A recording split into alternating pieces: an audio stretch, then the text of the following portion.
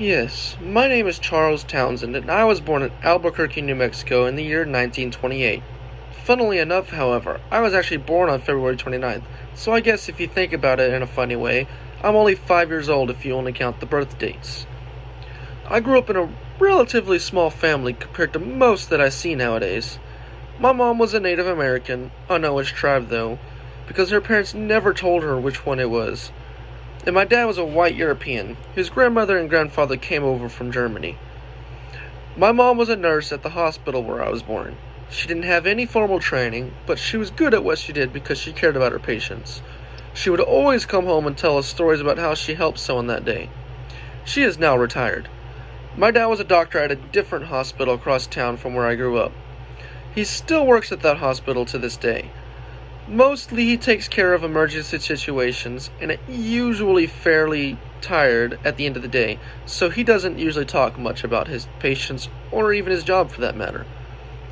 I had one brother and one sister. I was the oldest out of the three of us, with my brother being the youngest. My siblings both went into the medical field following suit with my parents, with my sister being a nurse and my brother being a pharmacist. My dad was drafted with many of his friends into the later part of World War I. I was drafted in November of 1944 into the Navy in the Pacific Theater of the Second World War.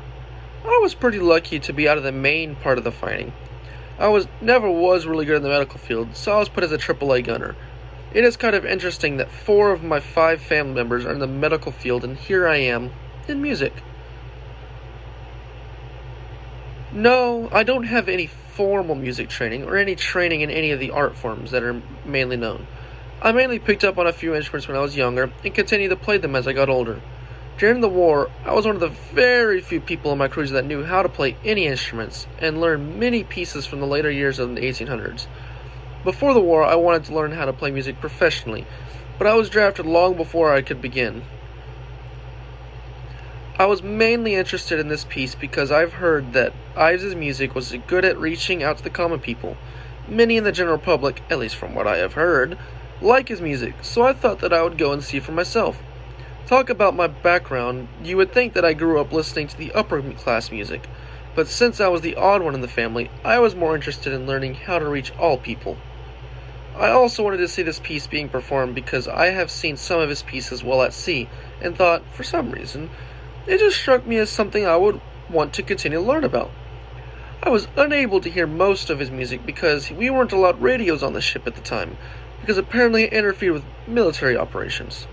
Since then, I've always wanted to hear some of his pieces. When I got off the ship, so to speak, I looked for ways to hear Ives' different musical pieces. My first impressions of his music, however, when I got to hear them, was that they were overrated and seemed to me that they felt too complex for the general public to want to see. I was dissuaded from going to the premiere because of the complex music, but then I realized that there was something unique about them. If everyone liked it, I should give it a try, so I attended the premiere of his Second Symphony. After getting out of the military and hearing Ives' many different music styles, I realized that there was a place for the music in the military hospitals. It was calming for many of the World War II veterans to hear. When they experienced shell shock, the music was able to ground them and bring them back to the present time and calm them. This was when I realized how important music can be for treating many different forms of anxiety.